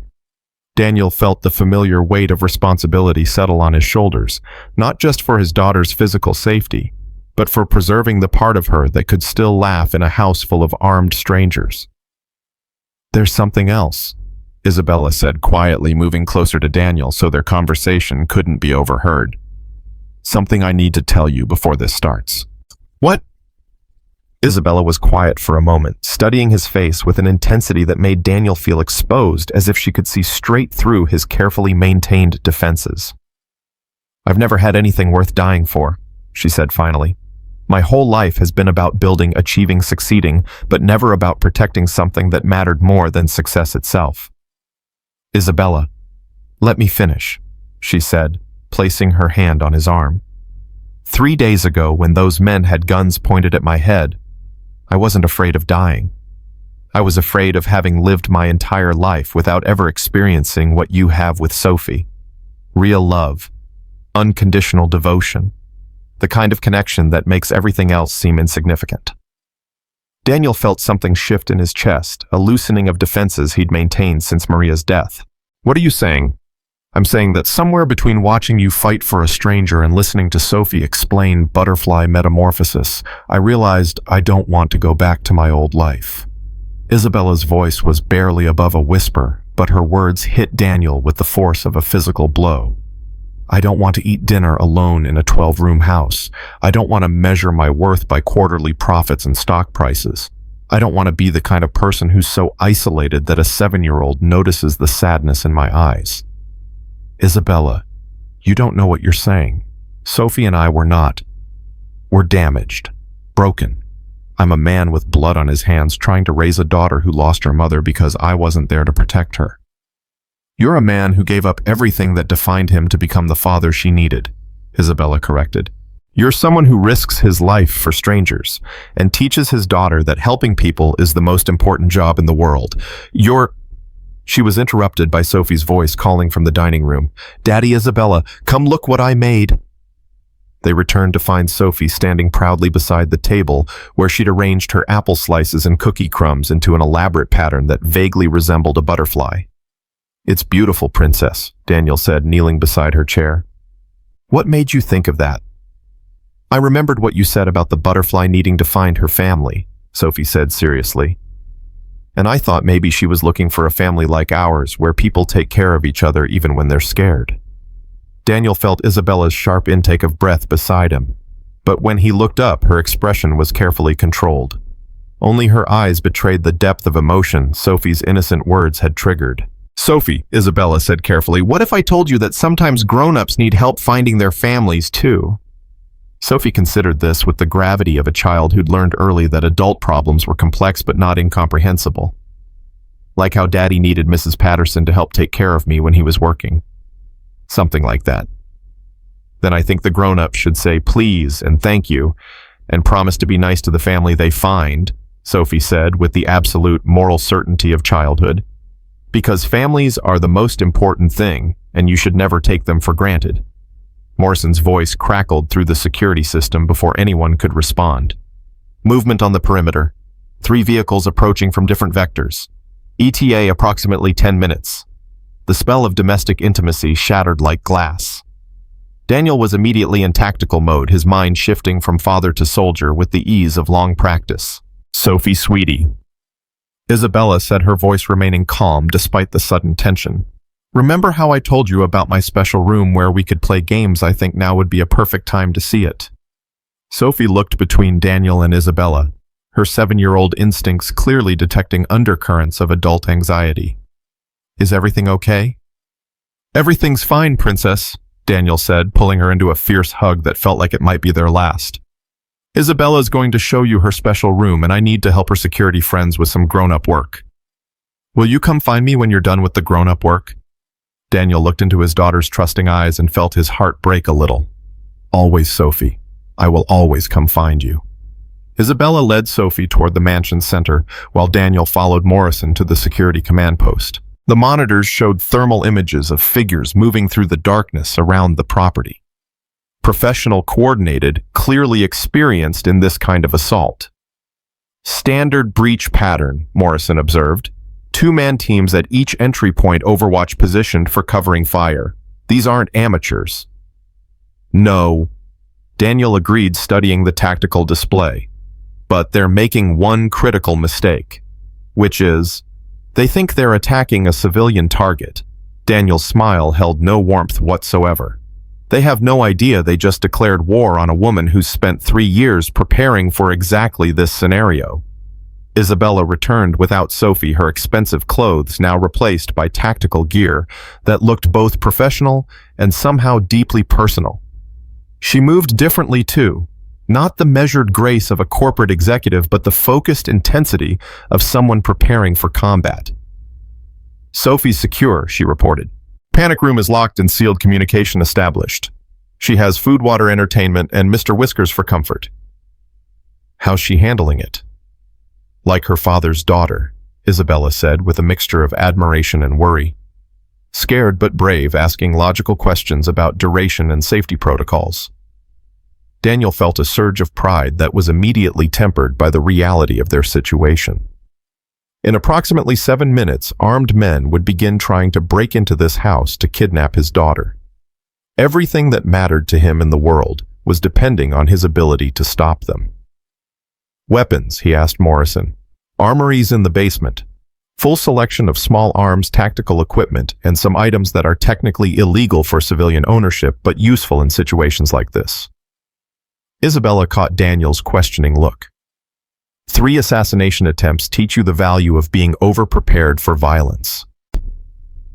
The next few minutes passed in a blur of tactical preparation. Daniel found himself impressed by the scope of Isabella's defensive arrangements, not just weapons and equipment, but carefully planned defensive positions, overlapping fields of fire, and even backup power systems, in case the attackers tried to cut the electricity. 5 minutes out, Morrison reported from the command center. "All teams in position." Daniel checked his weapon, a military-grade assault rifle that felt familiar in his hands, despite 3 years of civilian life. Beside him, Isabella performed her own equipment check with the methodical precision of someone who'd been trained by the best private security money could buy. "Isabella," Daniel said quietly, "you don't have to do this. You could join Sophie in the panic room. Let me and Morrison's team handle the assault." "No," Isabella said firmly. "This is my house, my fight, my chance to prove that some things are worth more than quarterly profits and stock options. And if we don't make it through this..." Isabella was quiet for a moment, checking the magazine in her sidearm with professional efficiency. "Then at least Sophie will know that 2 people loved her enough to die protecting her. That's more than most children get." "Movement at the north entrance." Morrison's voice came through their earpieces. "Breaching charges detected." Daniel felt the familiar calm of combat operations settle over him, the icy clarity that had kept him alive through 8 years of warfare. Beside him, Isabella moved with the controlled tension of someone who understood that the next few minutes would determine whether they lived or died. "For Sophie," Isabella said quietly, raising her weapon. "For Sophie," Daniel agreed. The explosion that followed shattered windows and shook the mansion's reinforced walls, announcing the beginning of a battle that would determine not just their survival, but the future of the family they'd only just begun to imagine. In the darkness beyond the broken glass muzzle, flashes lit up the night like deadly fireworks, and Daniel Cross stepped back into the world of violence he'd tried so hard to leave behind this time, fighting not for country or duty, but for love. The first gunman through the shattered north entrance died before he'd taken 3 steps into Isabella's foyer, Daniel's precise marksmanship ending the threat with professional efficiency. The second gunman made it halfway across the marble floor before Isabella's covering fire drove him to cover behind an expensive sculpture that exploded into fragments under the impact of high-velocity rounds. Northwest team neutralized. Morrison's voice crackled through their earpieces. Southwest team attempting breach at the kitchen entrance. Daniel moved through Isabella's mansion like a ghost, his combat experience transforming the familiar rooms into a tactical environment where every piece of furniture became cover, every doorway a potential kill zone. Behind him, Isabella moved with the controlled aggression of someone who'd trained for this moment, but never expected to need the skills.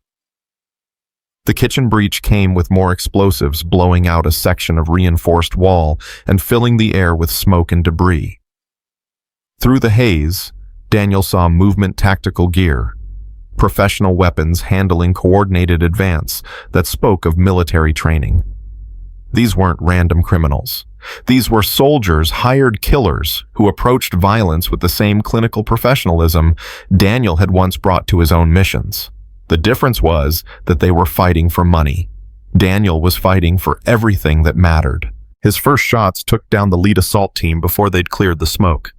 His second burst caught the backup team as they tried to establish covering positions, sending them scrambling for whatever protection they could find in a kitchen, designed for gourmet cooking rather than firefights. Isabella Northwest staircase, Daniel called, advancing toward the kitchen entrance. High ground overlapping fields of fire. Copy, Isabella replied, her voice steady despite the chaos. Daniel, behind you. Daniel spun as a gunman emerged from the mansion's dining room weapon, tracking toward Daniel's center mass. Isabella's shot took the man in the shoulder, spinning him around and sending his return fire wild. Daniel's follow-up shots were final. Nice shooting, Daniel said, reloading with practiced efficiency. Corporate training, Isabella replied, but Daniel could hear the strain in her voice. Hitting targets on a range was very different from shooting at people who were shooting back. Main floor secured, Morrison reported, but we've got movement on the upper levels.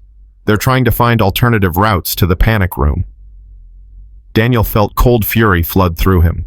Sophie was up there locked in what Isabella promised was an impenetrable safe room, but impenetrable was a relative term when dealing with professionals who had shaped charges and tactical knowledge. I'm going up, Daniel said, already moving toward the main staircase. Not alone, Isabella said, falling in beside him despite his gesture for her to stay back. They climbed the mansion's grand staircase side by side, their weapons tracking potential threats in the shadows above.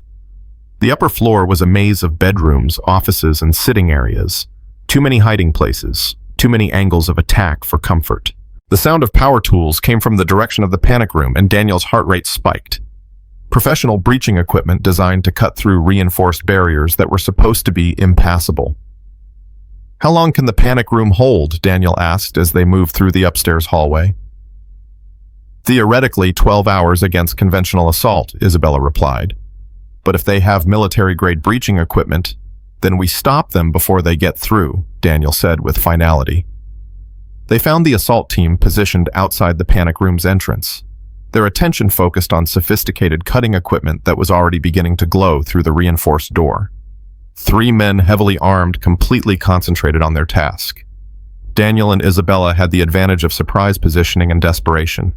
The firefight was brief, vicious, and utterly one-sided. When the smoke cleared, Daniel was kneeling beside the panic room's communication panel, his hands shaking slightly as he activated the intercom. Sophie Princess, can you hear me? Daddy! Sophie's voice came through clearly, bright with relief and completely trusting. I heard loud noises, but Isabella said her house sometimes makes weird sounds. Daniel closed his eyes, overwhelmed by the simple fact that his daughter was alive, safe, unaware of how close she'd come to unspeakable danger. Everything's fine now, sweetheart. Daddy and Isabella will come get you in just a few minutes, okay? Okay. Can we still have our sleepover? Absolutely, princess. Isabella's hand found his shoulder, a gentle touch that anchored him to the present moment. Around them, Morrison's voice was coordinating cleanup and security sweeps, the professional aftermath of violence that Daniel remembered from 100 similar situations. But this time was different. This time, he'd won. Status report, Isabella said into her earpiece. Property secured, Morrison replied. 8 hostiles neutralized, no friendly casualties. We're sweeping for additional threats, but initial assessment suggests this was the entire assault team. And Webb? No sign of him on the property. Our intelligence suggests he's still waiting at the Sutro Baths for Mr. Cross to show up for the meeting. Daniel stood slowly, his mind already shifting to the next phase of the operation. Webb was still out there, still a threat, still the kind of man who would continue hunting them until he was permanently stopped. I need to finish this, Daniel said quietly. We need to finish this, Isabella corrected, and something in her voice made Daniel look at her more closely. She was pale, shaken by the violence she'd participated in, but her ice-blue eyes held absolute determination. This wasn't just about stopping Webb anymore, it was about proving to herself that she could be the kind of person who fought for what mattered. Isabella, you've done enough. More than enough. Stay here with Sophie, let me... No. Isabella's voice carried the same authority she'd used in boardrooms and corporate negotiations, but now it was powered by something deeper than professional ambition. Marcus Webb threatened my family, our family. That requires a personal response. The word family hung in the air between them, loaded with implications and possibilities that neither of them had fully acknowledged until this moment.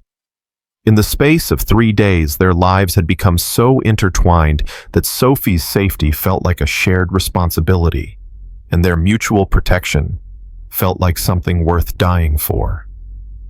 The Sutro Baths, Daniel said finally. Webb will be there expecting me to show up alone and desperate. But instead, he'll get both of us, Isabella said, together. 20 minutes later, they stood outside the panic room as Isabella carefully explained to Sophie that they needed to go take care of one last piece of grown-up business. Sophie, with the adaptability of childhood, accepted this with minimal fuss as long as she could stay in the super cool secret room with Mr. Whiskers and a selection of movies. We'll be back before you finish the first movie, Isabella promised, kneeling to Sophie's eye level. Will you really? Sophie asked, with the directness of a child who'd learned that adult promises weren't always kept. Yes, Isabella said with absolute conviction. Because this is our home now, and families always come home to each other. Sophie nodded solemnly, then surprised Isabella with a fierce hug that spoke of trust, acceptance, and the kind of unconditional love that couldn't be bought or negotiated. Be careful, okay? Both of you. Families are supposed to take care of each other. As they drove through San Francisco's fog-shrouded streets toward the ruined remains of the Sutro Baths, Daniel found himself thinking about Sophie's simple wisdom. Families were supposed to take care of each other. Not just parents protecting children, but all members of a family unit supporting, defending, and loving each other through whatever dangers the world presented. Beside him, Isabella sat quietly checking her weapons and equipment with the methodical precision of someone preparing for the most important confrontation of her life. Not because of the money involved or the corporate implications or even the legal consequences, but because Marcus Webb had threatened their family, and some lines couldn't be crossed without consequence. The Sutro Baths ruins rose from the Pacific coastline like the skeleton of some ancient beast, concrete and steel twisted by decades of salt air and neglect. In the moonlight, the abandoned remains of what had once been a grand public swimming complex looked like the perfect setting for a final confrontation between old enemies. He's here, Isabella said quietly, studying the thermal imaging display on her phone. Single heat signature in the main ruins positioned for maximum visibility of approach routes. Alone. Apparently. Which means he's either very confident or very stupid. With men like Webb, it's usually both, Daniel said, checking his weapon one final time. You ready for this? Isabella looked at him in the pale moonlight, her face set with determination that reminded Daniel of the best soldiers he'd served, with people who understood that some battles were worth fighting regardless of the odds. I've been ready my entire life, she said simply. I just didn't know what I was getting ready for until now. Together they walked into the ruins where Marcus Webb was waiting, ready to end this once and for all. Ready to prove that love, real love, the kind that made families out of strangers and turned ordinary people into heroes, was stronger than greed, more powerful than revenge, and worth any sacrifice. The fog rolled in from the Pacific as they disappeared into the shadows. Two people who'd found something worth fighting for in each other, and in the little girl waiting for them to come home. The battle was almost over, one way or another. The concrete ruins of the Sutro baths stretched before them like the remains of a forgotten civilization, twisted metal and crumbling walls, creating a maze of shadows in the moonlight. The Pacific Ocean crashed against the rocks below its rhythmic thunder, providing a soundtrack to what Daniel knew would be the final act of this deadly drama. Marcus Webb stood in the center of the main pool ruins, his expensive suit incongruous against the industrial decay around him. Even from a distance, Daniel could see the man's arrogant posture, shoulders back, chin raised, every line of his body radiating the kind of supreme confidence that came from a lifetime of getting exactly what he wanted. He looks smaller than I expected, Isabella whispered as they positioned themselves among the rubble at the ruin's edge. Dangerous men often do, Daniel replied, his eyes cataloging escape routes, cover positions, and potential threats. It's how they get close enough to strike. Webb's voice carried clearly across the ruins, amplified by some kind of portable speaker system he'd brought with him. Daniel Cross, I know you're out there. Come now, don't be shy. We have so much to discuss. Daniel felt Isabella tense beside him, but he placed a restraining hand on her arm. Patience was crucial in situations like this. Webb was clearly expecting a dramatic confrontation, probably hoping to provoke Daniel into a rash assault that would give him the tactical advantage. He's enjoying this, Isabella observed, studying Webb's theatrical posture. Men like him always do. Power is a drug, and he's been cut off from his supply for too long. Daniel shifted positions slightly, moving to get a better angle on Webb's location. But addiction makes people careless, desperate. That's when they make mistakes. What kind of mistakes? Before Daniel could answer, Webb's voice echoed across the ruins again, this time with a note of impatience. I'm afraid your daughter's safety depends on your cooperation, Mr. Cross. Every minute you delay is a minute closer to very unpleasant consequences for little Sophie. The mention of his daughter's name sent cold fury racing through Daniel's veins, but he forced himself to remain calm, professional. Webb was fishing, trying to provoke an emotional response that would cloud Daniel's tactical judgment. He doesn't know, Daniel realized suddenly. Doesn't know that we stopped his assault team. He thinks Sophie is still vulnerable, still leverage he can use against us. Daniel's smile was predatory in the moonlight, which means he has no idea what's really coming for him. Daniel activated the small radio transmitter Isabella had given him, broadcasting on a frequency Webb would be monitoring. I'm here, Webb. Let's talk. Finally, the famous war hero emerges from hiding. Webb's voice carried across the ruins with obvious satisfaction. Come into the light, Mr. Cross. Let's see what 8 years of special forces training looks like when a man's daughter is at stake. Daniel stood slowly, emerging from cover with his hands visible but ready to move. In the moonlight, he presented the image Webb wanted to see: a father driven by desperation, willing to sacrifice himself for his child's safety. That's better, Webb called out. Now where's the lovely Isabella? Surely she wouldn't send you to face this alone. She's safe, Daniel replied, moving closer with careful, measured steps. Far from here. Oh, I doubt that very much. Webb's laugh was ugly, self-satisfied. You see, Mr. Cross, I know something about people like you. heroes, soldiers, men who define themselves by their ability to protect others. You would never leave Isabella Drake to face danger alone, any more than you'd abandon your precious daughter. Webb gestured to the shadows around the ruins, and Daniel felt his blood chill as he realized they weren't alone. Red laser dots appeared on his chest, sniper sights, multiple positions, professional setup. "Did you really think I'd come here without backup?" Webb continued. "My assault team may have failed at the mansion, but I always have contingency plans. 3 snipers, Mr. Cross, with orders to fire if they don't see both you and Ms. Drake in the next 60 seconds. Daniel's mind raced through tactical options, but the geometry was simple and brutal. 3 sniper positions meant at least 270 degrees of coverage, probably more. Even if he could reach cover, Isabella would be exposed the moment she revealed herself. 50 seconds, Mr. Cross. And if you're wondering whether I'm bluffing about the consequences for your daughter..." Webb pulled out a tablet, swiping to a video feed that made Daniel's heart stop. The image showed Sophie in Isabella's panic room playing with Mr. Whiskers, completely unaware that she was being watched. "Impressive technology, isn't it?" Webb said conversationally. "Thermal imaging that can penetrate even military-grade shielding. Your daughter looks so peaceful, so innocent. It would be a shame if something happened to interrupt her sweet dreams." The tablet screen shifted, showing armed figures positioned outside Isabella's mansion, a second assault team waiting for Webb's signal. 30 seconds, Mr. Cross. Ms. Drake shows herself, or things become very unpleasant for everyone you care about.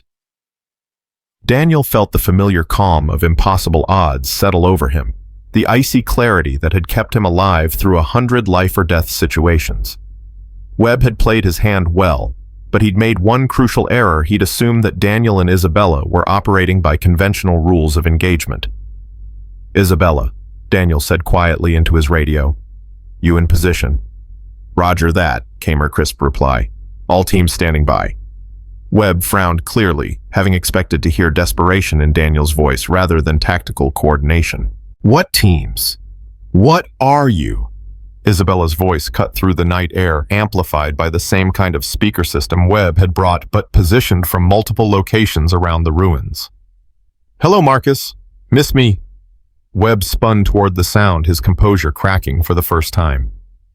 "Isabella, how did I know about your backup plans, your contingency protocols, your secondary assault team?" Isabella's voice seemed to come from everywhere at once, disorienting and psychologically intimidating. "Because I've spent the last 2 years studying everything about you, Marcus. Every financial transaction, every communication, every dirty little secret you thought you'd hidden."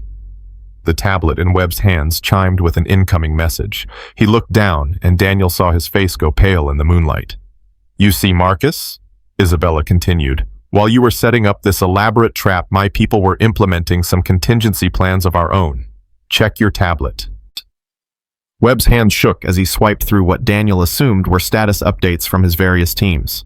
Based on his expression, none of the news was good. "Your secondary assault team at my mansion currently in federal custody, along with enough evidence to put them away for several lifetimes. Your sniper teams here at the ruins also under arrest, thanks to some very precise intelligence about their positions." Isabella's voice carried the cold satisfaction of a chess master announcing checkmate. "And your financial assets. Frozen pending investigation into charges of terrorism, kidnapping, and conspiracy." Webb's careful composure finally cracked completely. "You bitch, you think you've won? You think this is over?" "No, Marcus," Isabella said, and now her voice was coming from directly behind him. "I think you're finished." Webb spun around to find Isabella emerging from the shadows, her weapon trained on his center mass with professional precision. Her ice-blue eyes held no mercy, no hesitation, only the absolute determination of a woman protecting her family. "How?" Webb demanded, his voice rising to a near shriek. "How did you know?" "Because unlike you, I understand something about love," Isabella replied calmly.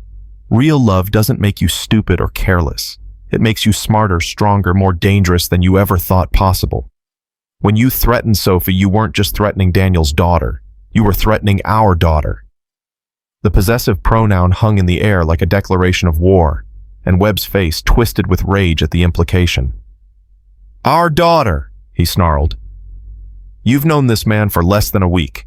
You think you can just step into some ready-made family and play house with a broken soldier and his traumatized brat?" Daniel moved faster than conscious thought, covering the distance between himself and Webb in 3 strides.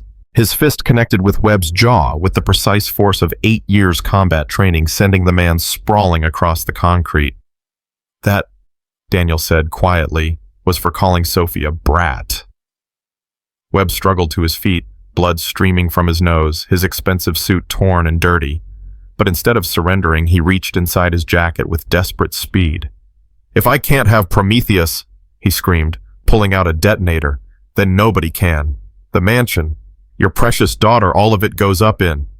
Isabella's shot was perfect, precise, final. Webb's threat died with him, the detonator clattering harmlessly across the concrete as he collapsed. In the sudden silence that followed, Daniel and Isabella stood facing each other across Webb's still form, both of them breathing hard, both of them alive, both of them victorious. "Is it over?" Isabella asked quietly. "It's over," Daniel confirmed, but his attention was already shifting to the tablet Webb had dropped. The video feed from the panic room still showed Sophie safe and peaceful, playing with her stuffed elephant while completely unaware of the danger that had just passed. "We need to get back to her," Isabella said, following his gaze. "Yes," Daniel agreed. "We need to go home."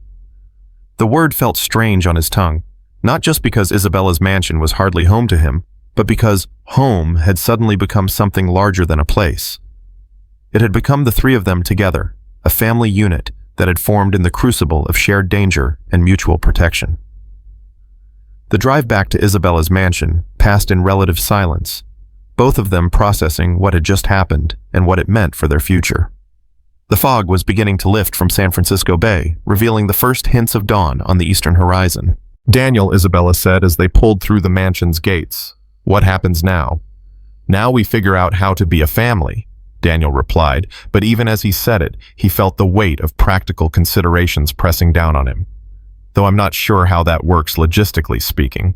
I mean, you're Isabella Drake, tech billionaire. I'm a night janitor with a 7-year-old daughter and about $3,000 in savings." Isabella was quiet for a moment, studying his profile in the early morning light. "Can I ask you something?" "Of course. Do you love me?" The question was so direct, so unexpected, that Daniel nearly missed the turn into the circular driveway. He brought the truck to a stop and turned to face her, fully seeing vulnerability beneath her usual composed exterior. "Yes," he said simply. "I didn't plan on it, but yes, I love you." "And I love you," Isabella replied.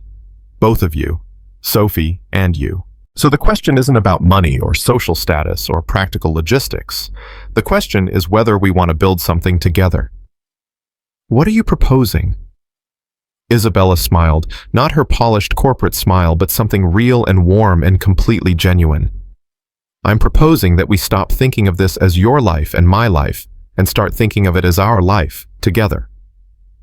Before Daniel could respond, they were interrupted by the mansion's front door opening and Sophie running out in her pajamas, followed by a concerned-looking Margaret Chen. "Daddy, Isabella." Sophie launched herself into Daniel's arms as he climbed out of the truck, her small body warm and solid, and perfectly wonderfully alive. "You came back. You came home." "Of course we did, Princess," Daniel said, breathing in the sweet scent of her hair. "I promised, didn't I?" "And families always keep their promises," Sophie said seriously, then turned to Isabella with the kind of expression that preceded important 7-year-old pronouncements. "Isabella, are you going to stay with us now, like forever?" Isabella knelt beside them, her expensive tactical gear now replaced by simple clothes that made her look younger, more approachable, more real. "Would you like me to stay, Sophie?" Sophie considered this with the gravity of a Supreme Court justice weighing constitutional law. "Do you promise to help take care of Daddy when he has bad dreams about the army?" Isabella glanced at Daniel, who nodded slightly. Sophie was more perceptive than he'd given her credit for, apparently. "I promise," Isabella said solemnly. And do you promise to learn how to make really good chocolate chip cookies, not just okay ones? I promise to keep practicing until I get them right. And do you promise to love both of us even when we're grumpy or sad or make mistakes? Isabella's voice was thick with emotion when she answered, I promise to love both of you no matter what. Forever and always. Sophie nodded with satisfaction, then turned back to Daniel. Daddy, do you promise to be nice to Isabella and help her when she's scared? I promise, Princess. Then it's decided, Sophie announced with the finality of childhood logic. We're a family now, the kind that takes care of each other and eats dinner together and watches movies on Sunday afternoons. 6 months later, Daniel stood in the backyard of Isabella's mansion, their mansion now watching Sophie chase butterflies through the garden with the kind of uninhibited joy that came from feeling completely safe and loved. The formal landscaping had been modified to include a playground, a vegetable garden, that Sophie tended with religious devotion, and a treehouse that Daniel had built with his own hands. The mansion itself had been transformed as well. The sterile perfection of a showplace had given way to the comfortable chaos of a lived-in home. Sophie's artwork covered the refrigerator, family photos lined the hallways, and the formal dining room had been converted into a play area, where Legos and stuffed animals coexisted with priceless antiques. Daddy, Isabella, come see! Sophie called from the garden, her voice bright with discovery. They found her kneeling beside a chrysalis that hung from one of the rose bushes, perfectly formed and ready to release whatever butterfly was waiting inside. It's going to hatch soon, Sophie said with the authority of a child who'd made butterfly metamorphosis her special area of expertise. And then she'll fly away to find her family. What if she already has a family? Isabella asked, settling beside Sophie in the grass with complete disregard for her expensive clothes. Then she'll bring them back here, Sophie said confidently, because this is where families come when they want to be safe and happy. Daniel looked around at the three of them himself, Isabella and Sophie, sitting in the afternoon sunshine of their shared garden, and felt something he hadn't experienced since Maria's death, complete contentment. Not just happiness, but the deep satisfaction of a life lived with purpose and love. Daniel, Isabella said quietly, reaching into her pocket. There's something I want to ask you. She pulled out a small velvet box, and Daniel felt his heart skip as she opened it to reveal a simple, elegant ring. Isabella, I know this is backwards, she said, her voice shaking slightly. I know the man is supposed to propose to the woman, but I've spent my whole life being unconventional, and I see no reason to stop now. Sophie's eyes widened with excitement as she realized what was happening. Are you asking Daddy to marry you? Yes, I am, Isabella said, looking directly at Daniel with an expression that held everything love, hope, fear, determination. Daniel Cross, will you marry me? Will you let me be Sophie's mother and your wife? Will you help me learn what it means to be part of a real family? Daniel looked at the ring, then at Isabella's face, then at Sophie, who was practically vibrating with anticipation. Well, Sophie demanded, what are you waiting for? Say yes. Daniel laughed, the first completely carefree laugh he'd experienced in years. Yes, he said, pulling Isabella into his arms. Yes to all of it. Marriage, family, spending the rest of our lives figuring out how to be happy together. As Isabella slipped the ring onto his finger, Sophie cheered and clapped as if she'd personally orchestrated the entire romantic moment. Does this mean I can call you Mom now? She asked Isabella seriously. Only if you want to, Isabella replied, tears streaming down her face. I want to, Sophie said firmly, but I want to call you Mom, Isabella, so I remember that you chose to be my family. A year later, the adoption papers were finalized in a courthouse ceremony that was attended by Sophie, Daniel, Isabella, Margaret Chen, Mrs. Patterson, and half of Sophie's second-grade class. Judge Morrison, no relation to their security chief, smiled as he signed the final documents, making Isabella Drake Cross officially Sophie's mother and Daniel's wife. And that's it, Judge Morrison announced. You're officially, legally, completely a family. Sophie, resplendent in a new dress she'd picked out specifically for the occasion, beamed as if she'd just been handed the keys to the universe. Can we have cake now? She asked, because Mrs. Patterson made one with 3 layers and butterflies on top. The celebration was held in their backyard, the same garden where butterflies still visited every spring, and where Sophie had first declared them a family. The guest list was small, but meaningful people who'd been part of their journey from strangers to lovers to parents. As the sun set over San Francisco Bay, Daniel found himself standing at the edge of the garden, watching Isabella help Sophie release a newly hatched monarch butterfly into the evening air. The butterfly circled once, as if getting its bearings, then flew up and away toward whatever destination called to creatures born to fly. "Find your family," Sophie called after it, just as she had that first day at school, when everything began. Isabella moved to stand beside Daniel, slipping her arm around his waist with the comfortable intimacy of a woman who had earned the right to casual affection through shared danger and mutual devotion. "Any regrets?" she asked quietly. Daniel considered the question seriously. A year ago, he'd been a widowed janitor working nights to support his daughter, convinced that love was something that happened to other people, that his best days were behind him. Now he was married to one of the most successful women in America, living in a mansion that had somehow become a real home, watching his daughter grow up with the confidence that came from being unconditionally loved. "Just one," he said finally. Isabella's eyebrows rose. "What's that?" "I regret that it took a kidnapping attempt to bring us together," Daniel said, pulling her closer. "Seems like there should have been an easier way." Isabella laughed, the sound bright and free in the evening air. "Maybe. But would you have noticed me if we'd just met at a coffee shop? Would I have seen past your janitor's uniform to the man underneath?" "Probably not," Daniel admitted. "Then I'm not sorry for how we met," Isabella said firmly. "I'm grateful, because everything that happened, the danger, the fear, the violence, it was all worth it to end up here with you and Sophie with this life we've built together." Sophie came running over her face, glowing with the joy of a child who'd spent the day being celebrated and loved. "Did you see how high the butterfly flew?" she asked breathlessly. "I think she's going to find the best family ever, just like we did."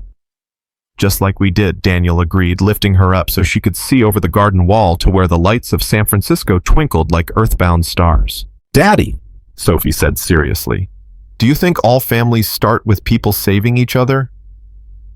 Daniel looked at Isabella, remembering the night she'd thrown a paperweight at a gunman to save his life, the way she'd stepped into danger to protect Sophie, how she'd chosen to love them both, despite the risks and complications.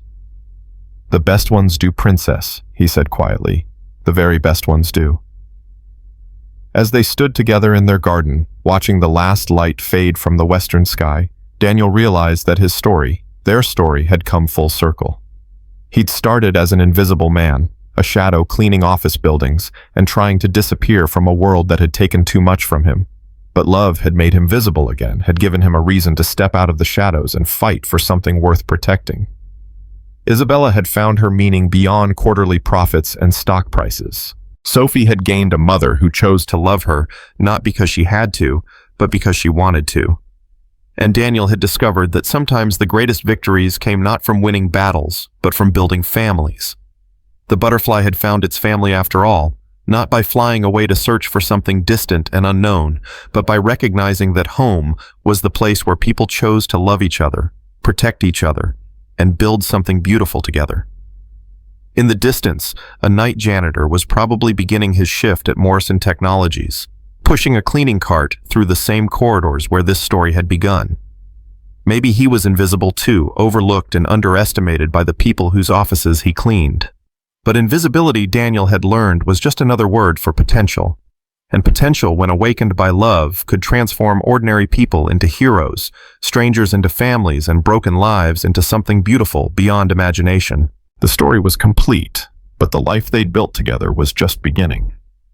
And that Daniel thought as he carried his daughter toward their home while his wife walked beside them.